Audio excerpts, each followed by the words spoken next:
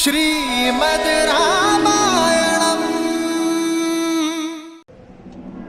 देवी, इस समय राम के रूप में नारायण मनुष्य रूप में अवतरित हुए। वो मनुष्य जिसे पीड़ा भी होगी, जिसे कठिनाइयों का सामना भी करना होगा, जिसके शत्रु भी बनेंगे और समय आने पर उन शत्रुओं से निपटने के लिए मित्रों की सहायता की आवश्यकता भी पड़ेगी। पर ऐसा कौन है जो श्री राम की सहायता कर पाने में सक्षम हो? मैं ही नारायण का दास, मैं ही उनका भक्त, मैं ही उनका मित्र, मैं ही उनका सखा। मेरा अंशावतार हनुमान श्री राम की सहायता के लिए वानर सेना को सज्ज कर रहा है।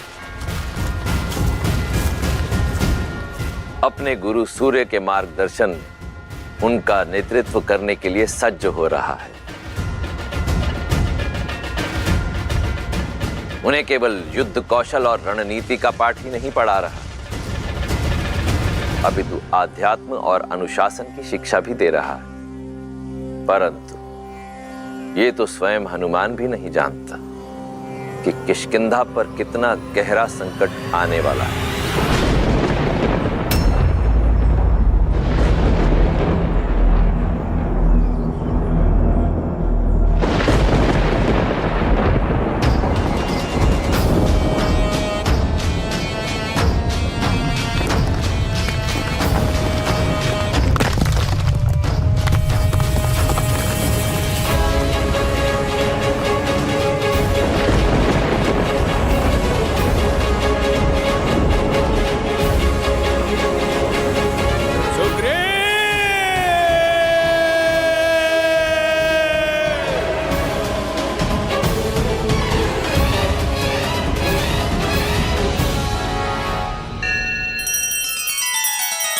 श्री रामचंद्र कृपालु भजुमन हरण भव भय दारुणम्।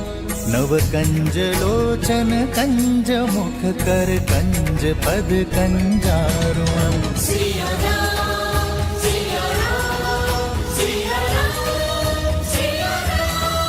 आदर्श और मर्यादा की है ये कथा महापावनम्।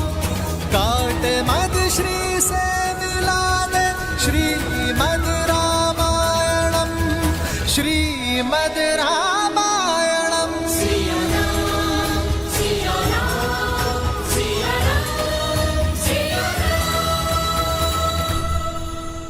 अनुपम, अब ये भोजन पदार्थ किष्किंधा के भंडारे में रख दो, ताकि आने वाली वसंत ऋतु पे किसी भी वानर को भूख का सामना ना करना पड़े। चलो दल, जल्दी चलो। अद्भुत हनुमान।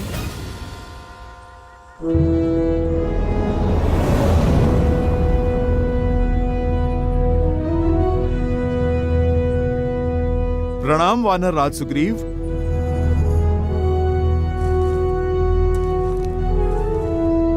सेनापति हनुमान, अद्भुत है आपकी सूझबूझ और धन्य है हम कि हमें आपके जैसा सेनापति मिला।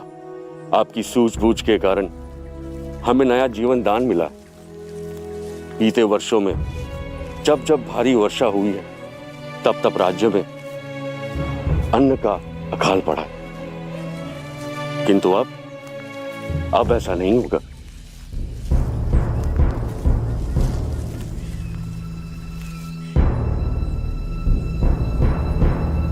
नदी का जल बहुत ही बड़ा हुआ है। उस पार जाने के लिए जल का स्तर कम हो, उसकी प्रतीक्षा करनी होगी। महाराज सुग्रीव, जो निराशावादी होते हैं वो परिस्थिति अनुकूल होने की प्रतीक्षा करते हैं। जो कर्म पे विश्वास करते हैं वो परिस्थितियों को अनुकूल कर लेते हैं।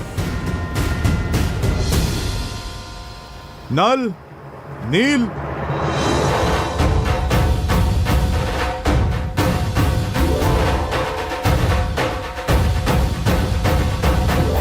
नल और नील, तुम में बुद्धि और बल दोनों हैं। मैंने देखा है तुम्हें।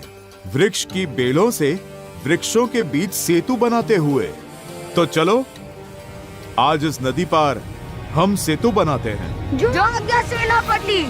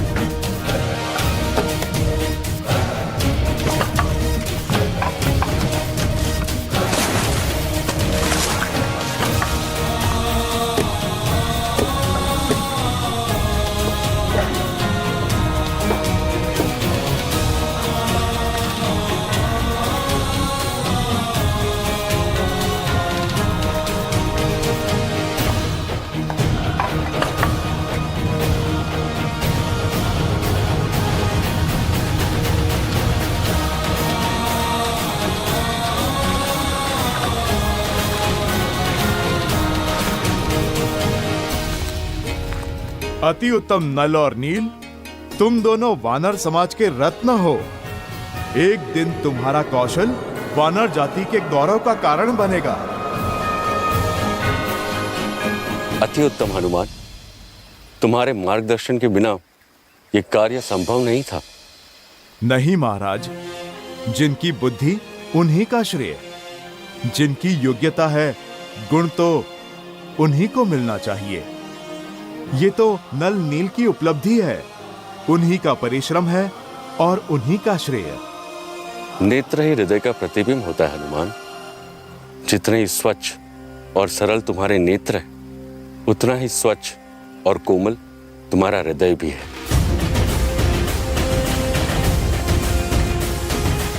आपको सच में हमारा बनाया सेतु अच्छा लगा सेनापति? अवश्य, इसमें एक बड़ी अच्छाई भी है और एक कमी भी। जानते हैं कमी तो होगी, पहले प्रशंसा वाली बात बताइए ना। इससे अच्छा सेतु बनाना असंभव है। तो फिर बुराई क्या है? इसकी क्षमता। यदि कोई 100 गजों की शक्ति वाला वीर इस सेतु पे कूदे तो यह ध्वस्त हो जाएगा। तो फिर सेतु सुरक्षित है, क्योंकि इतने शक्तिशाली तो आप हैं, जिससे आपका बनवाया हुआ सेतु टूट जाए। अब शीघ्रता करो वीर, कुमार अंगद के अभिषेक की तैयारी भी तो करनी है। आप चिंता क्यों कर रहे हैं महाराज? जो तैयारियां हमने की हैं, आप चलकर तनिक उन्हें देख तो लें। मैं भूल क्यों जाता हूँ कि मेरे साथ हनुमान जी हैं। चलिए। लाल देह लाली लसे अरुधरि लाल लगूर, वज्र देह दानव तलन, जय जय जय कपीसूर।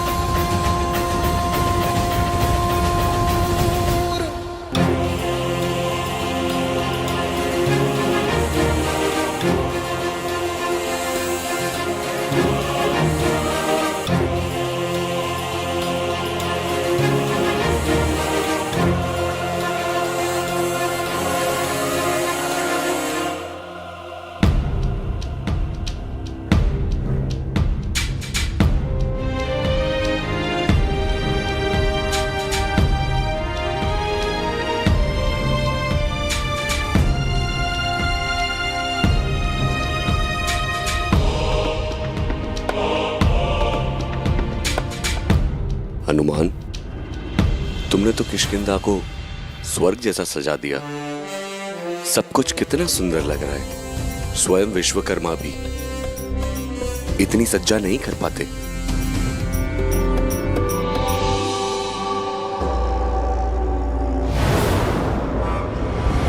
ऐ दोस्त, कहाँ बड़े चले जा रहे हो?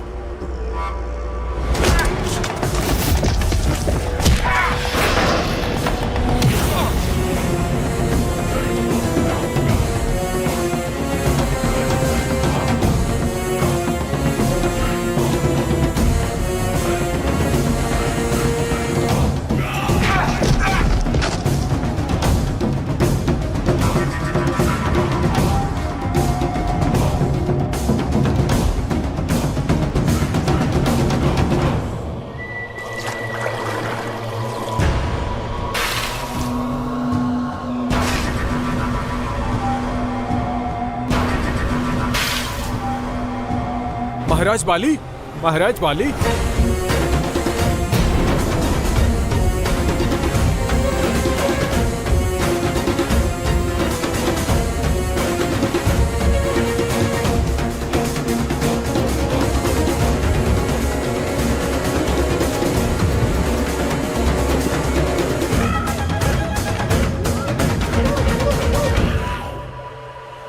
सुग्रीव!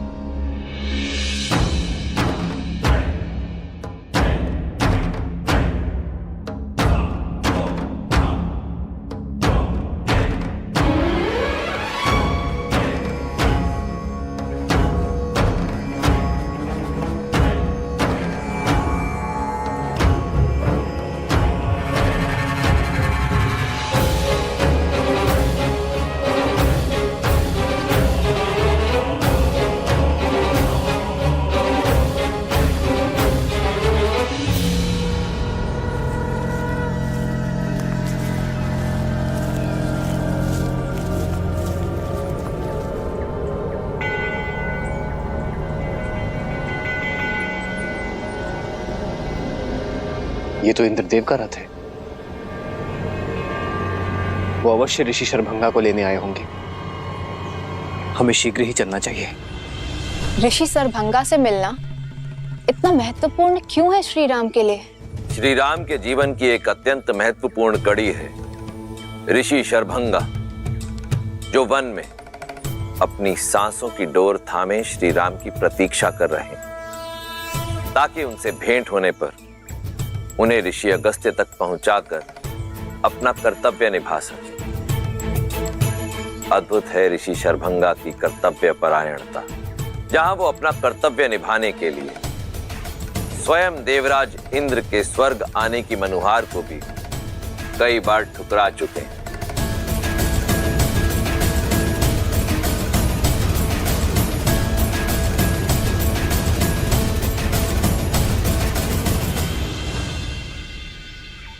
प्रणाम ऋषिवर। ऋषिवर, अब बस कीजिए। अपने सुकर्मों का फल भोगने हेतु मेरे साथ स्वर्ग चलिए। सदैव की तरह इस बार भी मैं आपके समक्ष अपने रथ के साथ उपस्थित हुआ हूं, और हर बार आप मुझे किसी तर्क में उलझाकर पुनः राम की प्रतीक्षा में जुट जाते हैं। जब मोक्ष का अवसर हो तो स्वर्ग का मोह निरर्थक है देवराज। मेरे जीवन का अंतिम उद्देश्य तो अपनी निर्जीव शरीर को श्री राम के चरणों में निछावर करना ही है, और श्री राम अवश्य आएंगे।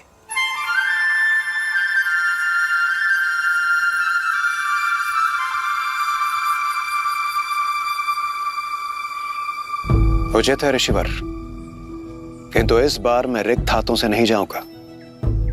आपको मेरे साथ स्वर्ग चलना ही होगा।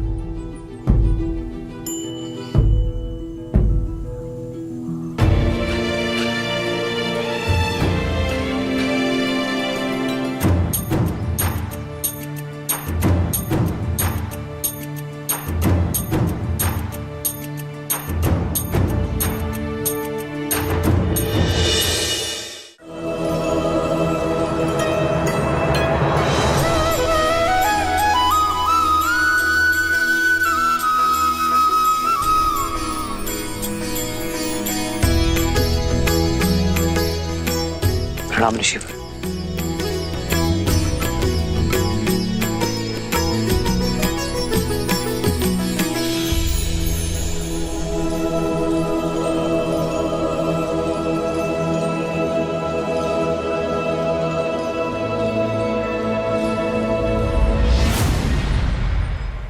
बैठिए ऋषिवर, बैठिए। राम, आप आ गए। आपने मेरी पुकार सुन ली। शास्त्रों वर्ष से आपकी प्रतीक्षा में मर मर के जी रहा हूं। आपके दर्शन की अभिलाषा अपने श्वासों को रोके बैठा हूं ताकि अपना कर्तव्य निभा सकूं, आपको मार्ग दिखा सकूं।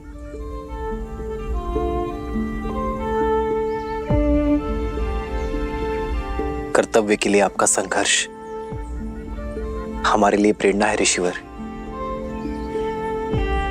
आपका आशीर्वाद पाना हमारा सौभाग्य होगा। मृत्यु पाने से पहले आपके मार्गदर्शन का दायित्व मिला था, अब जिसे निभाकर शांति से मर सकता हूं। राम, अपने कर्तव्य, अपने उद्देश्य की पूर्ति के लिए आपको ऋषि अगस्त से मिलना होगा, किंतु उनसे मिलना इतना सरल नहीं। वो दंडकारण्य में किसी गुप्त स्थान पर रहते हैं, इस जग से, इस हिंसा से दूर। उनकी खोज के लिए सर्वप्रथम उस वृक्ष को खोजना होगा जिसका मुख मनुष्य जैसा है, वही उनका मार्ग बताएगा। ऋषि अगस्त्य वो दीप है जो रावण और उसके सेनापति घर के अंधकार को समाप्त करने का मार्ग प्रज्वलित कर सकते हैं। अब मुझे अपनी गोद में सर रखकर मोक्ष दीजिए प्रभु, मोक्ष दीजिए। बहुत थक चुका हूं।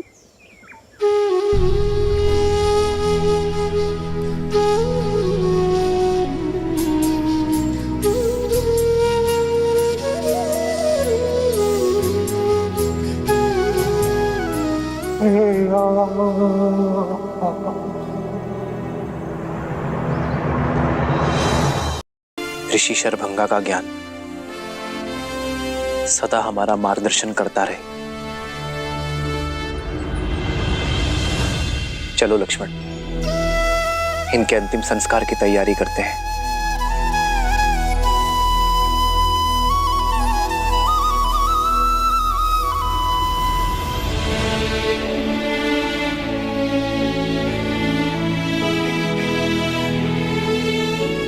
श्री राम, मेरा एक निवेदन स्वीकार करें।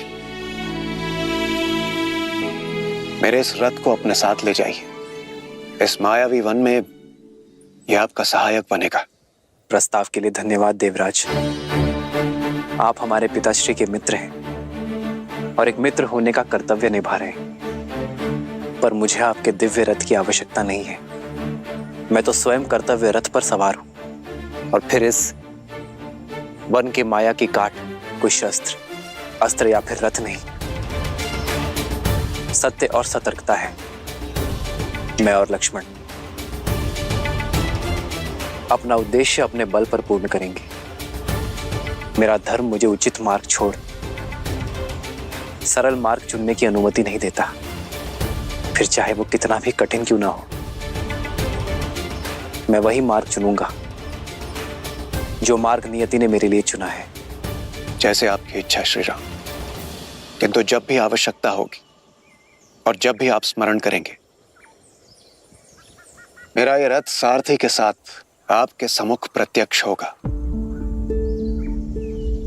आशा करता हूं सेवा का एक अवसर आप मुझे अवश्य देंगे।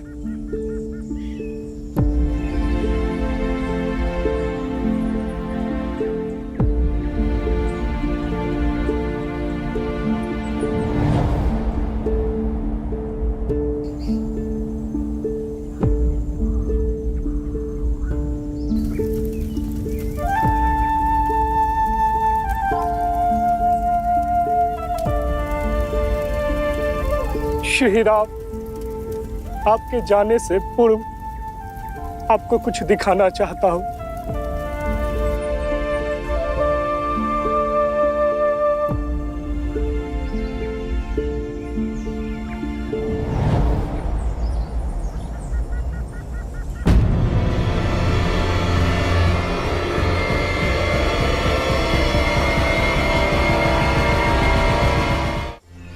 ये वायु के साथ उड़ती भस्म किसकी?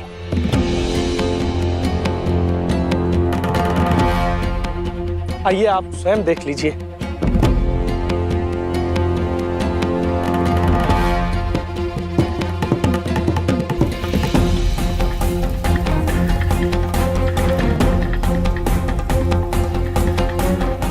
ये उन निर्दोषों की अस्थि भस्म है जो राक्षसों की भूख का शिकार हुए हैं।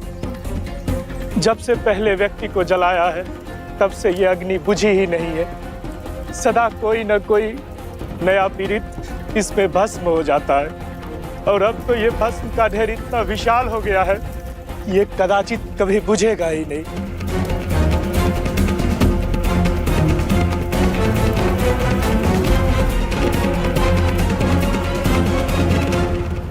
वचन है दशरथ नंदन राम का, इस वन को खर के प्रकोप से मुक्त करूंगा।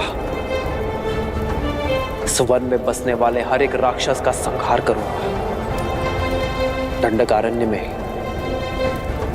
धर्म और शांति स्थापित करूंगा।